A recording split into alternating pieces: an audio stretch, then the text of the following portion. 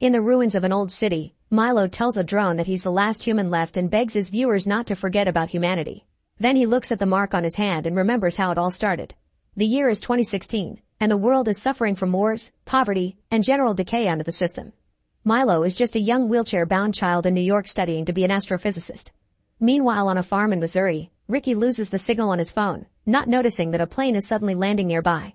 At that moment, all across the world, machines start failing at the same time. Cell signals are jammed, and planes must land whenever they can, which causes panic in the city. The sky starts fogging over, and suddenly a fleet of enormous spaceships are blocking out the sun. While the military gets ready and people panic all over the media, citizens begin having weird visions of their deceased loved ones appearing in front of them.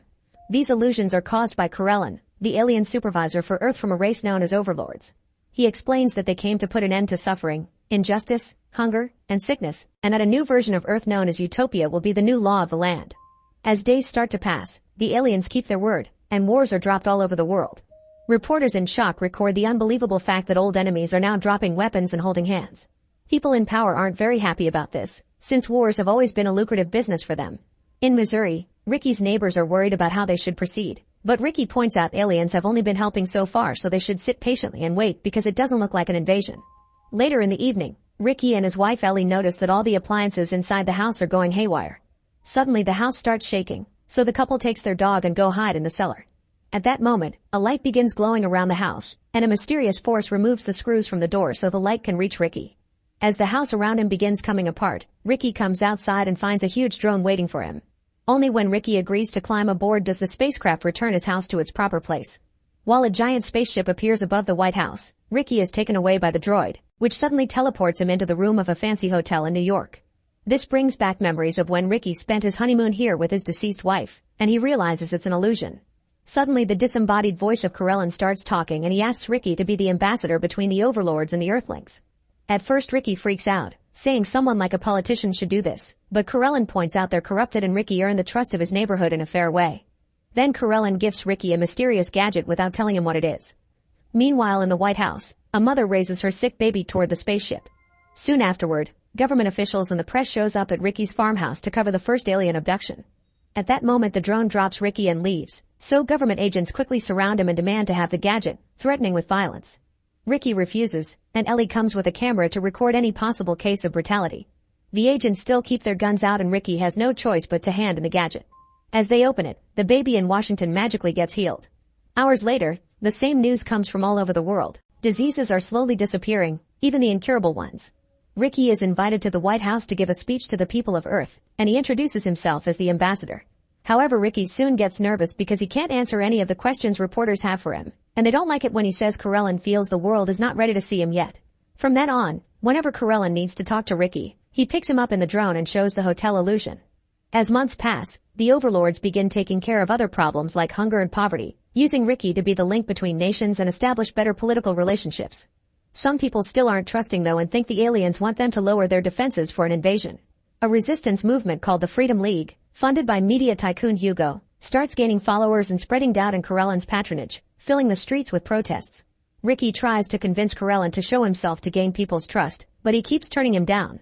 Meanwhile, Milo's great intelligence has earned him a full scholarship. He's always watching all the news about the aliens and figuring out how their technology works. One evening, Milo comes down the stairs on his own and finds his mother arguing with a dealer outside.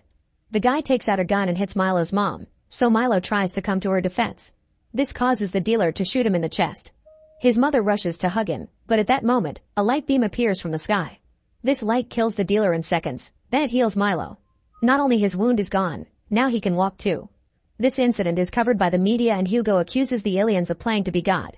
In Missouri, Ricky and Ellie have an argument because Ricky has been very absent lately, and Ellie isn't sure if they should get married after all. Suddenly Ricky hears his dog barking and some noises outside. When he comes out to investigate, he's suddenly knocked out and he disappears.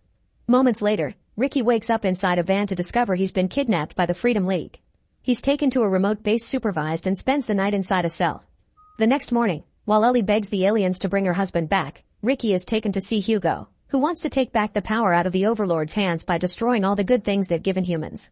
What Hugo doesn't know is that Corellon is secretly broadcasting this to the whole world. Ricky obviously refuses to help with such an awful plan, causing Hugo to order his men to kill him. When a bullet is about to hit Ricky, the aliens freeze time around him, interrupting the broadcast.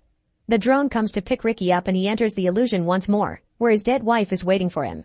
Ricky almost gives in to the temptation of staying with her, but he reminds himself it's just an illusion and returns to the farm with Ellie. The next day Ricky argues with Corellin because if the aliens see everything, they should have not let him get kidnapped in the first place.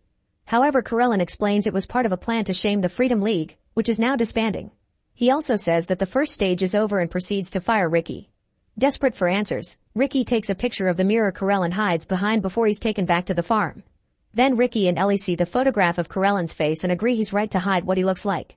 While Ricky and Ellie begin planning their wedding, some religious groups still refuse to accept the aliens as their new leaders. Reporters announce that Hugo has ended things for himself, and Milo decides to study hard to be the first person to visit the aliens' planet. A decade later, Milo is a young man that graduated from MIT and works as an astrophysicist at the World Federation, which is the new unified government of Earth. Ricky and Ellie live happily married but are unable to have kids. Everywhere on Earth there's peace and prosperity thanks to advanced alien technology. Now that his goals of perfection have been achieved, Corellin finally decides to reveal himself. A huge event is organized at a stadium, and when the spaceship lands, two kids rush to bring Corellin out. To everyone's shock, Corellin turns out to look exactly like the devil. While some people are disturbed by this revelation, life continues as usual. Years pass and Earth has become a perfect paradise while the overlords watch them from their spaceship.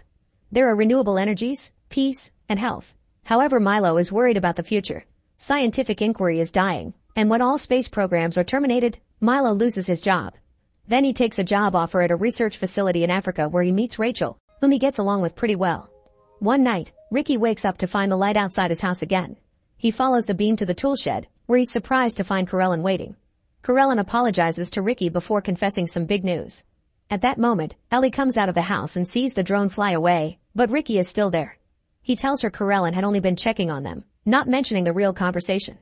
The next day, people begin surrounding the farm, thinking Corellin visiting is some sign. Ellie demands the truth from Ricky, who explains Corellin only told him Earth will have a new destiny. Meanwhile, the African research facility suddenly starts shaking. Rachel notices all their animals panicking in their cages, and Dr. Boyce finds a new room in the building that the aliens instantly put there. When he opens it, he finds a glowing device that looks like a massive Ouija board, and he assumes Corellin wants them to talk to somebody. Later, when he researches the history of the Ouija board, Boyce discovers it used to be a tool of Satan because it revealed information that only God should know. Later that night, in a house in the American suburbs, Tommy is having nightmares and wakes up to see a light outside. The drone is flying around the house and directs its light beam to the stomach of Tommy's mother, Amy. After the drone leaves, Amy's husband Jake is woken up when he hears her repeat, "We have to save the children." Then she asks about Tommy, so Jake goes outside and finds him in the garage. The light shorts out when Jake tries to turn it on, and Tommy stares creepily at him as he says it will end and begin. At the same time, Amy says, "Don't touch us," in her room. Tommy repeats the same words and pushes his father away rather aggressively. The next day, Jake and Amy have an argument. Jake tells Amy that Tommy has been acting weird all day and he just walks around with an empty stare. He also points out that Amy often yells in her sleep, which she blames on stomachache. Sometime later, they bring Counselor Peretta, the child of a missionary struggling to find the place of her own faith at a time when God isn't needed. During the first session, Tommy tells Peretta he has terrifying apocalyptic visions. He can see a giant eye covering the sun, and he's sure they aren't just visions. He thinks he actually goes there. When Peretta asks too many questions, the voices in Tommy's head go crazy and he snaps, running away in panic as he hears a baby crying. When Peretta gets too close, an invisible force tightens the chain with a crucifix around her neck, almost killing her before she pulls it off. Then Tommy begins feeling better and touches Amy's stomach, saying the baby stopped crying. Amy is confused because she isn't pregnant while Peretta leaves the house in fear of what she saw. In the meantime, Milo tells Boyce he's seen lab and wild animals exhibiting creepy behavior with their eyes glowing green. However, Boyce seems only concerned with persuading Corellin to invite him to his exoplanet and wants his employees to behave not to scare Corellin off. At the farm, Ricky is trying to go through his day, but he keeps feeling pain in his arm. When people keep showing up outside the farm asking for alien news, Ricky goes outside to tell them off, but suddenly the veins in his arm get extra red and Ricky has a stroke. Later at the hospital, the doctor gives him some bad news. There was something in Corellin's ship that poisoned Ricky, leaving him with little time left. This explains why he and Ellie weren't unable to have children. After comforting her husband, Ellie goes home and surrounds herself with machines as she asks Corellin to talk to her, but he never answers. Meanwhile, Peretta goes to see a priest for answers. All this time she's been researching demons and the story of the devil, wondering what it meant for Corellin. Now she's more terrified than ever, but the priest tells her not to lose her faith. Milo and Rachel also argue about philosophy and religion, and Milo thinks humanity has drawings of creatures matching Corellin because they've always known the overlords would come to do good. 4 months later, Amy learns that she's pregnant after all. She starts to think of names, and when she finally decides on Jennifer, Tommy says the name aloud before she can. In the evening, Peretta shows up outside Tommy's house to pray for them and the alien drone appears above her with a light beam. When Peretta raises her crucifix, the drone goes away and she rushes to the door to check on the family.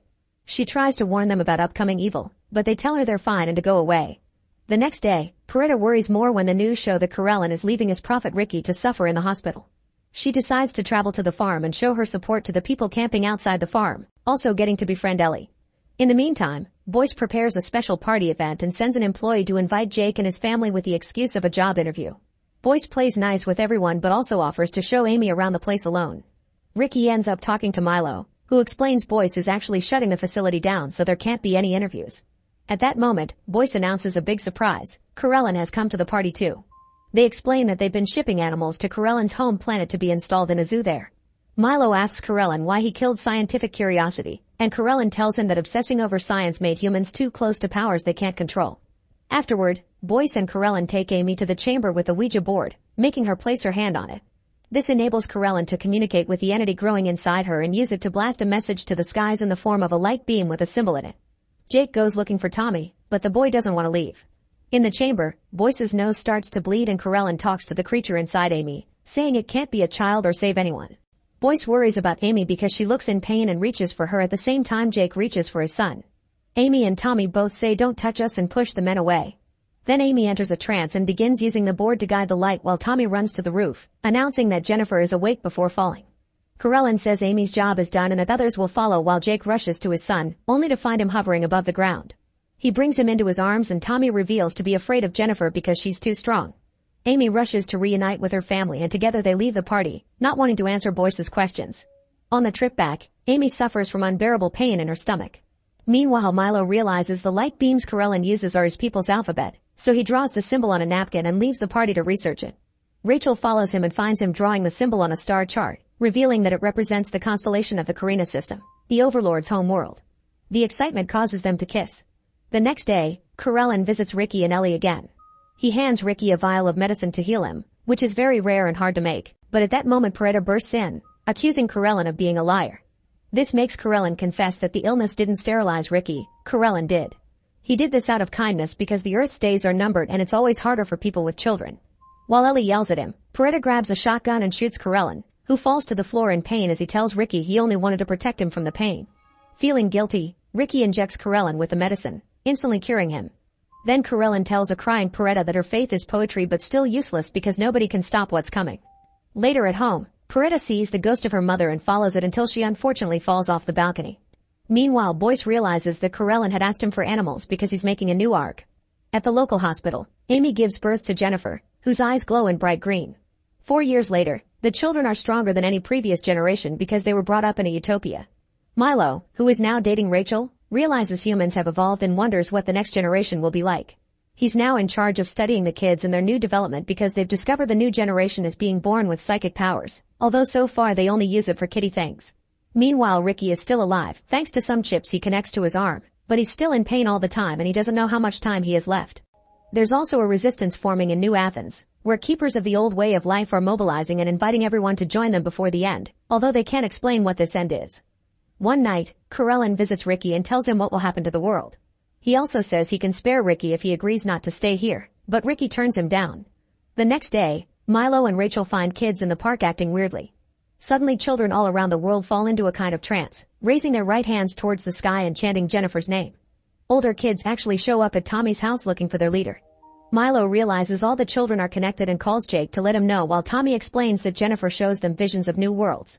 Jake tries to tell the kids to go away, but they ignore him as more of them arrive to fill the streets. Amy checks on Jennifer, who says she sees it all and there's no need to feel afraid. While she uses her powers to talk directly into Tommy's and the children's minds, Jake decides it's time to move to New Athens. The kids are still blocking the streets, so Jennifer has to use her powers again to make them move. When they make it to New Athens, they discover the city matches the times before the aliens. It's polluted, overcrowded, smelly, and there's always death in some alley. Milo keeps calling Jake to talk about Jennifer, but Jake ignores his messages. Shortly after they arrive, the cops bring the family to meet Mayor Jerry, who expresses it's better to live with real free will than a utopia, and if New Athens ends up failing then he'd rather see it burn. Amy notices that the kids stare creepily at Jennifer here too. Later at their new home, Amy convinces Jake to talk to Milo for the sake of their daughter. Jake humors Milo's request to ask Jennifer a few questions, and as Milo asks about the future, the connection begins failing. Jennifer says she sees it all before her eyes start glowing and she shows Milo a vision of the destruction of the planet, which freaks him out. The call ends with Jennifer announcing that the end begins. Desperate to save Earth, Milo plans to sneak into the Overlord's spaceship with the next shipment of animals. Rachel reluctantly agrees to help but she's heartbroken that he's leaving. She shows him the way they put animals into status inside bags, which is terrifying to Milo but he's determined to do it anyway. Sometime later, Rachel sneaks Milo into the shipment truck, and after they kiss each other goodbye, she puts him to sleep inside the bag and successfully sneaks him into the spaceship with all the animals. At the farm, Ricky is suffering from unbearable pain and the chips don't help anymore. Helly tries to help him, but she's devastated to hear Ricky say the name of his dead wife. Suddenly the room changes and Ricky finds himself in the hotel again, not noticing Corellin is there. He starts living through his old memories like they were real, but soon he begins sensing weird things around the room and hearing Ellie's voice on the radio. The memory of his wife dying of cancer hits Ricky hard and he finally understands this is an illusion, making Corellin show himself. He offers Ricky to stay here forever, but Ricky refuses because it isn't real and thanks to Ellie he's learned to love again. After asking Corellin to bury the room, Ricky returns to the farm and Ellie. Sometime later, Tommy's family is at the cinema, but the movie suddenly is interrupted as Jennifer announces that it's time. Corellin appears to address the people of Earth one last time, telling them that they will evolve into a higher level of consciousness, meaning they'll die soon. As the children stand up and raise their hands to the sky, Corellin also informs them that the kids will all leave them and become superhuman, and that no more children will be born on Earth. At that moment, pregnant women realize they've lost their babies, and children begin floating upwards into the sky while ignoring their parents' pleas. However, Tommy manages to stay behind. Afterward, the family goes looking for Jerry and finds him at the church and the cemetery where his daughter is buried. He's really drunk and has already activated a bomb to blow up New Athens, saying humanity has no future without children. While Jake fails to make him see reason, Tommy explains he only stayed a few more minutes to say goodbye, and now he must join his sister too. Amy cries as Tommy floats up and then goes to stop Jake from canceling the bomb, agreeing that their time has come to an end and that at least they lived a good life. The couple holds hands while the bomb blows up, destroying New Athens completely while nearby Jennifer is on top of a mountain, sending a beam of light up into the clouds as she absorbs the energy of every being on Earth. In the Overlord ship, Milo wakes up and immediately injects some medicine into his body to survive. When one of the Overlords finds him, he actually welcomes Milo warmly and shows him their home planet, which is dark and full of lava. He also explains that back on Earth, 40 years already passed while Milo was traveling. Then the Overlord says everything has already happened to Earth and it's always been the plan of the Overmind, which is the collective consciousness of the universe. The Overlords have spoken to it for thousands of years, and they visit worlds to change them when the Overmind orders it. Milo wants to know everything, so the alien takes him to see the Overmind, which is the brightest and most powerful beam of light yet. When the ship enters it, Milo finds himself in a white space talking to an orange shadow that represents the Overmind. To help Milo feel safer, it takes Rachel's form as it explains this is both God and evolution, that the children have moved on, and that the rest of the humans will be integrated into the cognitive melting pot. It's a lot for Milo to handle, and as he leaves the white space, he asks to be taken back to Earth before he passes out. When Milo wakes up, he discovers they're back on Earth and that around 85 years have passed since he left. The planet is abandoned and all of humanity has died out. The Overlords still want to help Milo and retrieve Rachel's aged-frozen body from the rubble. When Milo goes to see her, he's so angry over what happened that he pulls at the necklace he gifted her and causes her body to shatter into pieces. This leaves a burnt mark on his hand. Afterward, Corellin shows up and confirms Milo is the last human. He says he envies mankind because his race can't go into the light like humans before offering Milo to stay there with them. However, Milo refuses and instead volunteers to return to Earth to report back findings of interest, since the Overlords never looked at a planet after destroying it before. After making a recording from the beginning of the story, Milo finds Jennifer still on top of the mountain sucking up all the energy from what's left of the Earth. The ground starts to crack and Milo realizes Earth will be destroyed literally, so he begs Corellin to save at least one thing of human culture as a memento. The Overlords play for Milo his memories, allowing him to relive his life and precious feelings. For a brief moment, Milo is happy again right before the planet explodes and nothing is left. Make sure to subscribe and turn on notifications so you can watch more videos like this. Thanks for watching.